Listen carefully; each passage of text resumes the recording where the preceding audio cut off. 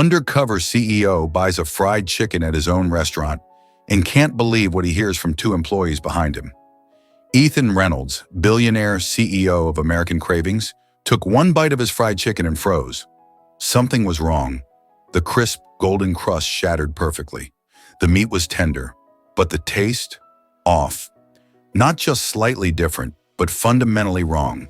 His grandmother's secret recipe, the formula that built his family's empire, had been altered, or worse, stolen. A slow, cold rage settled in his chest. He had spent his entire life protecting this brand, building it from a single mom-and-pop diner into a national empire with over 500 locations across the United States. American Cravings wasn't just another fast food chain.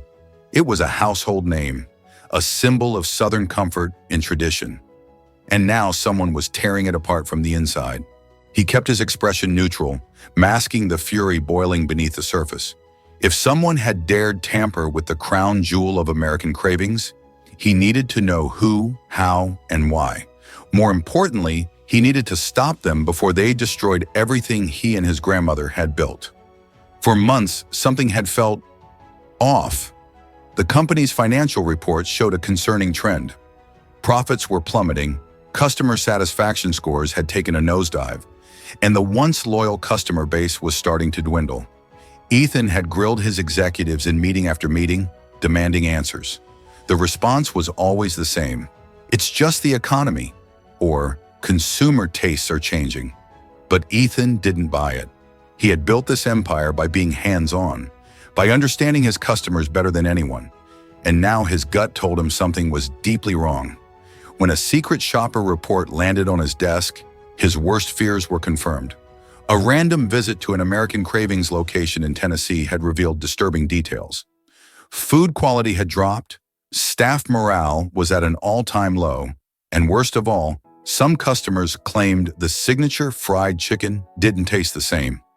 Ethan had grown up in the kitchen of the very first American Cravings location, working side by side with his grandmother as she perfected her famous fried chicken recipe, a blend of 13 secret herbs and spices that had made the brand legendary.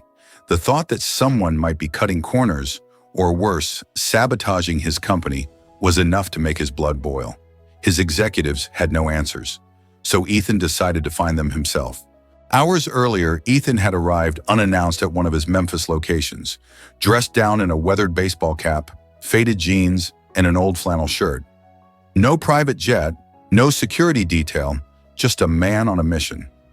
He wasn't here as the billionaire CEO. He was here as a customer, blending in with the everyday patrons who kept his business alive.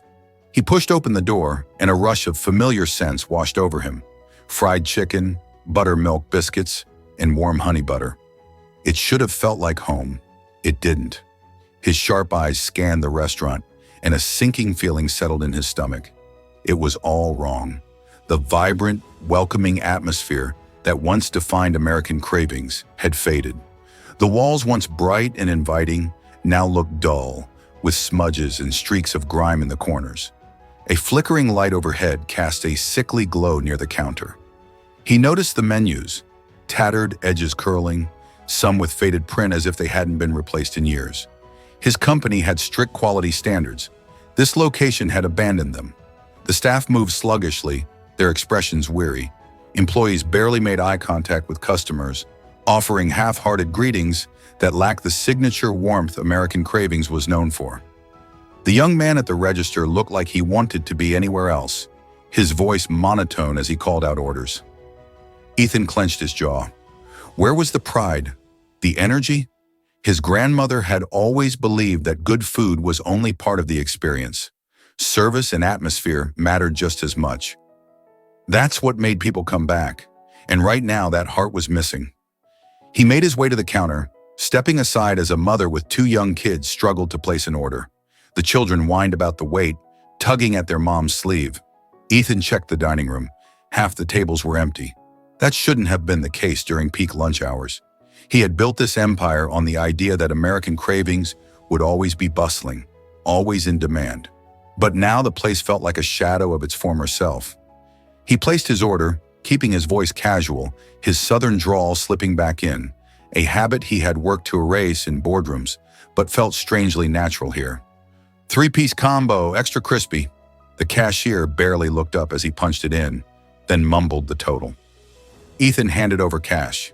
He didn't want to use a credit card that might alert someone to his identity. Sliding into a corner booth, he ran his fingers along the worn tabletop. Scratches, chips in the surface. When his grandmother opened the first restaurant, she used to wipe down every table herself, ensuring customers sat at a spotless, polished surface. She believed every detail mattered. Sitting here now, surrounded by neglect, Ethan could hear her voice in his head. This isn't how we do things. His food arrived after what felt like an eternity, far longer than company policy allowed. The server, a young woman named Olivia, barely made eye contact as she set the tray down. No friendly smile. No, enjoy your meal. Just a quick nod before she turned away. Ethan frowned. This wasn't just bad service. This was a culture shift. Something was deeply wrong. He picked up a drumstick, his expert eye scrutinizing every detail. The golden brown breading, the crispy texture. It looked right. But as soon as he took a bite, his stomach twisted. The crunch was there, but the taste was off. He chewed slowly, his trained palate detecting the missing elements instantly. The balance of spices, gone. The richness of the buttermilk brine, muted.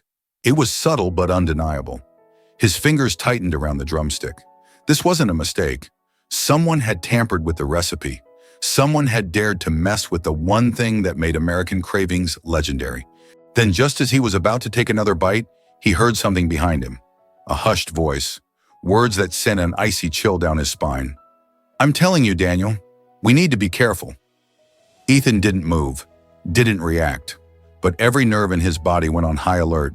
His heartbeat pounded against his ribs, his fingers tightening around the fork so hard that he thought it might snap. Relax, Olivia, Daniel muttered, his voice smug, dripping with arrogance. Nobody suspects a thing. The recipe's already gone, and our bank accounts are 20 grand heavier. Who's gonna know? Ethan's breath hitched. The room seemed to shrink around him, the hum of the restaurant fading into the background. The fork in his hand trembled slightly before he forced himself to loosen his grip. 20 grand. His family's legacy, sold for a quick payday.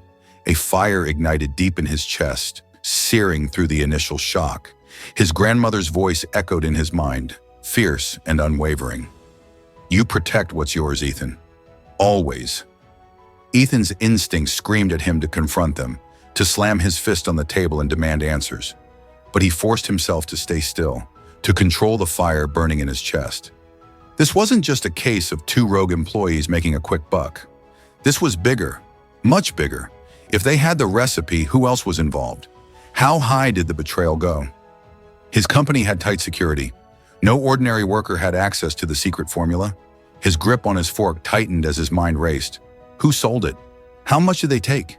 He knew one thing for sure. This wasn't an accident. It was an inside job. He exhaled slowly, forcing himself to finish his meal with careful, deliberate movements. He couldn't tip them off, couldn't let them suspect that he had overheard their conversation. Lifting his napkin, he dabbed the corners of his mouth, his expression carefully neutral.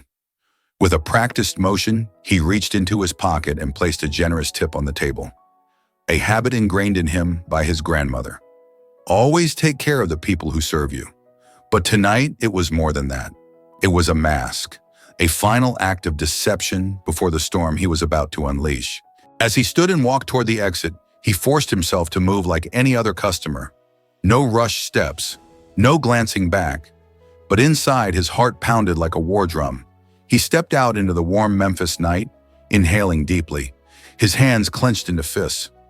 They think they got away with it, he muttered under his breath, staring back at the restaurant's neon sign flickering against the dark sky. His mind was already calculating the next step. Tomorrow, Ethan Reynolds, billionaire CEO, would disappear, and in his place, Thomas Cooper would be born. The next morning, the man who walked into American Cravings was unrecognizable. Ethan had spent the night transforming himself, stripping away every trace of wealth and power.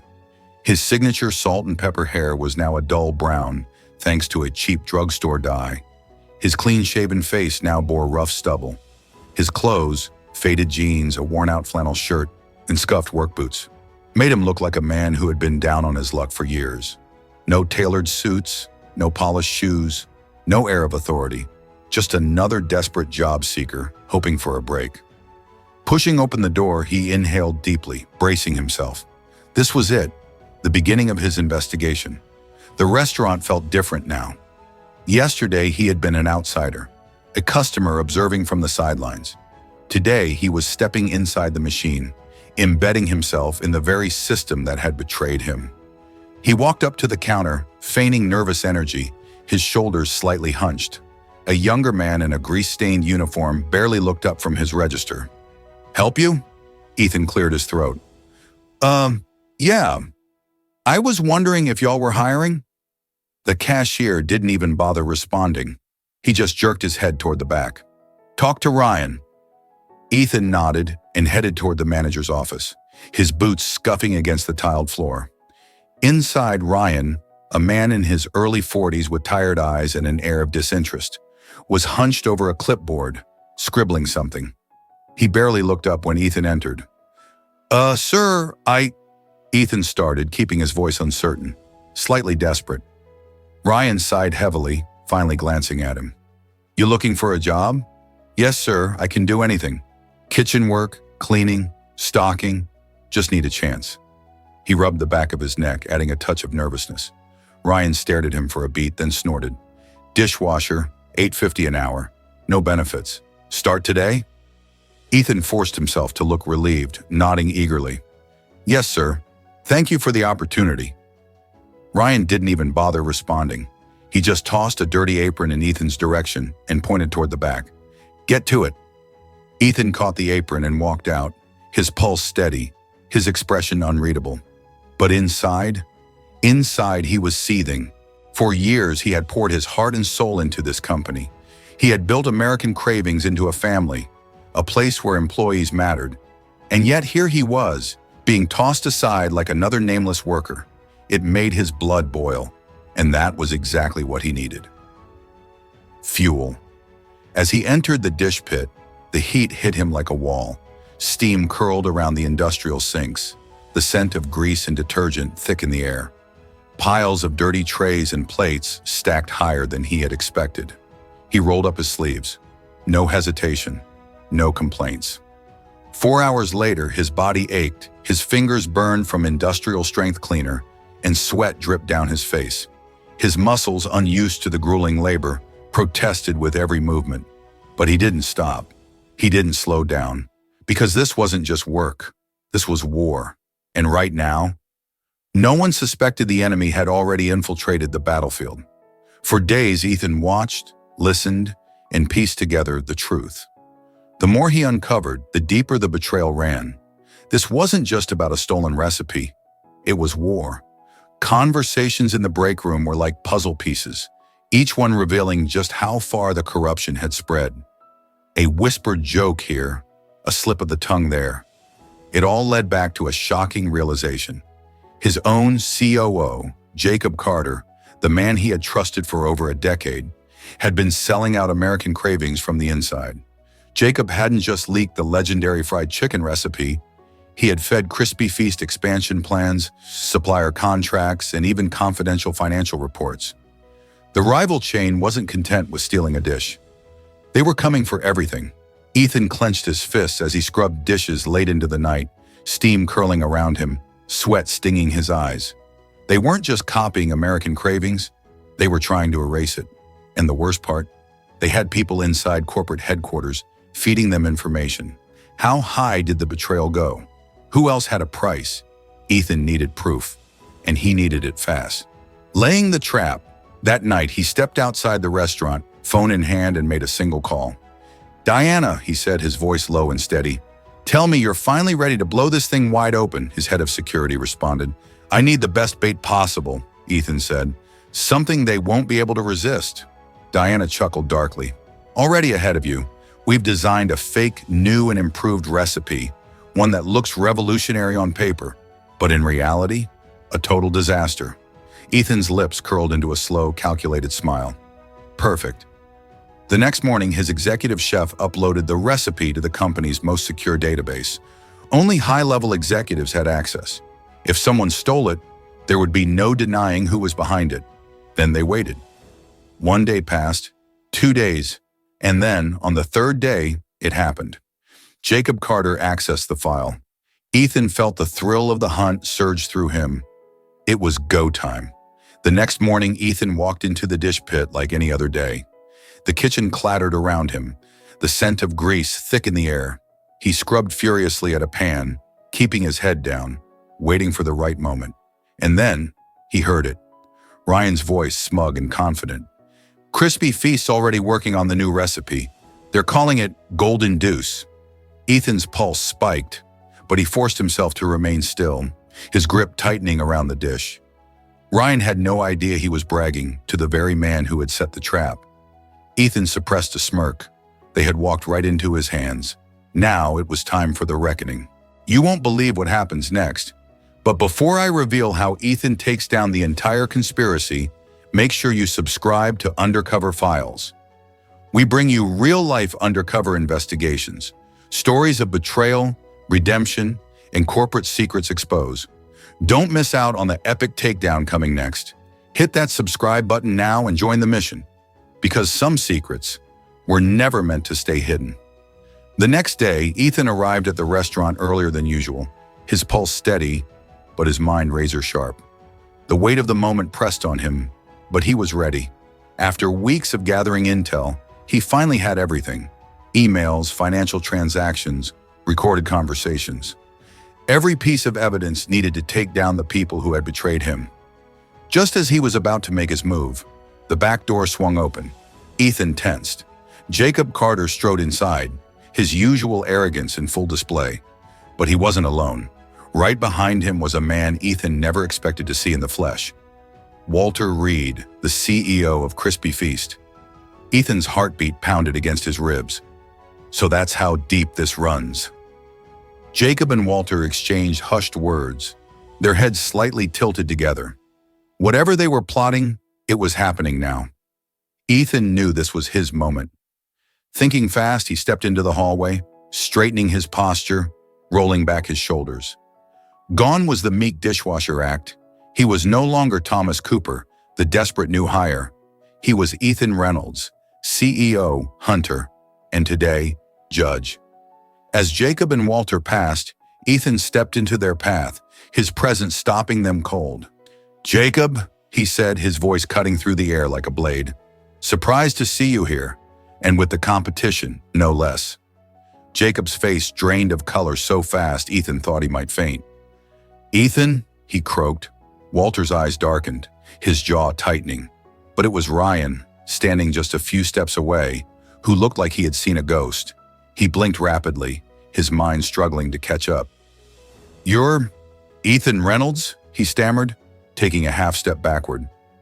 Ethan nodded slowly, letting the moment sink in. "I've been watching," he said coolly, his voice calm but firm.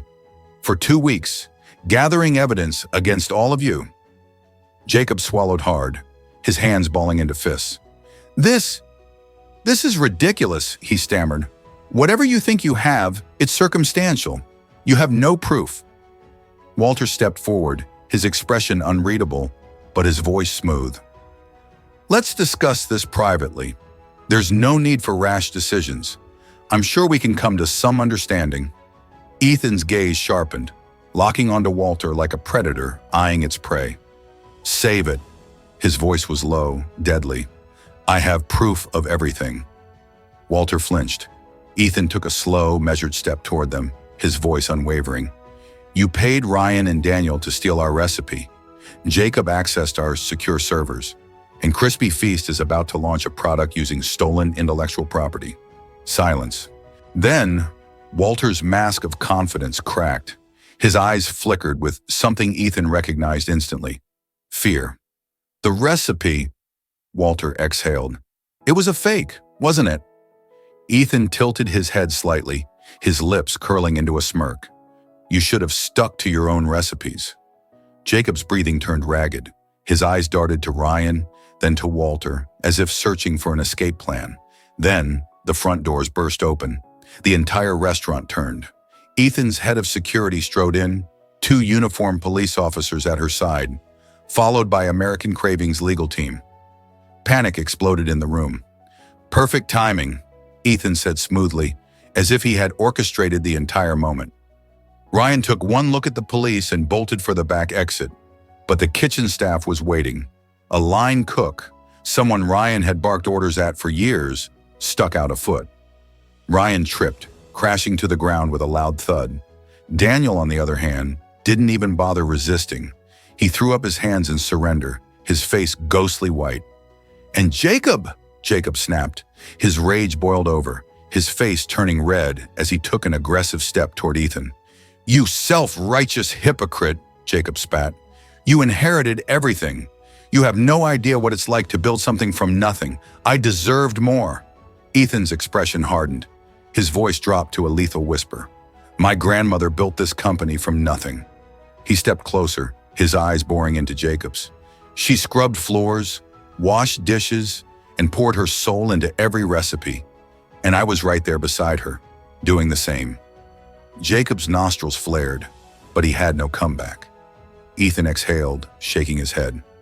"You didn't just steal a recipe, you betrayed a legacy." A heavy silence followed. The officers moved in, handcuffing Jacob, Ryan, and Daniel, while Walter Reed stood motionless. He knew what was coming, a lawsuit that would destroy his company. Ethan turned, locking eyes with his employees, real, hard-working people who had no idea their own leadership had been corrupting the brand. "This company isn't for sale," Ethan said, his voice ringing through the restaurant. "Not to Crispy Feast, not to anyone." A few of the employees cheered. Mia, the waitress who had been hesitant about the entire scheme, looked at Ethan with something close to relief. As the last of the traitors were escorted out, Ethan inhaled deeply. The storm had passed, but the real work, rebuilding his company, restoring its honor, was just beginning. And this time, he'd make sure no one would ever betray American Cravings again. 1 month later, Ethan stood before a packed auditorium at American Cravings headquarters. The energy in the room was electric. Employees, shareholders, and franchise owners filled every seat, their eyes fixed on the man who had just saved the company from the brink of disaster. The scandal had shaken the foundation of everything Ethan had built, but his decisive action had restored faith in the brand. Crispy Feast had been forced to pay $150 million in damages, their executives humiliated in court. Jacob Carter, the man Ethan had once trusted, was now behind bars, convicted of corporate espionage. Ryan and Daniel, realizing they had no escape, had turned state's witnesses, spilling every last detail of the conspiracy in exchange for lighter sentences. And Walter Reed, the once mighty CEO of Crispy Feast, had resigned in disgrace, his reputation permanently destroyed. But Ethan wasn't here to dwell on the past. Today, he announced, marks a new chapter for American Cravings. The screen behind him displayed the company's new slogan, "Family Recipe, Family Values." As applause erupted, Ethan slipped away from the spotlight, stepping into the quiet night outside. Across the street stood his grandmother's original diner, now a preserved company museum. He gazed up at her portrait, whispering, "We protected your legacy, Grandma. And we made it even better." His phone buzzed, a financial alert. American Cravings stock had just hit an all-time high. Ethan smiled. The recipe had been stolen. His company had been betrayed. But in recovering it, he had rediscovered something far more valuable: honor, integrity, and the people who made it all possible. Some things, no matter how hard others try, can never be taken away. What do you think about this undercover CEO's journey? If you were in Ethan's shoes, what would you have done? Share your thoughts in the comments below, and don't forget to subscribe to Undercover Files.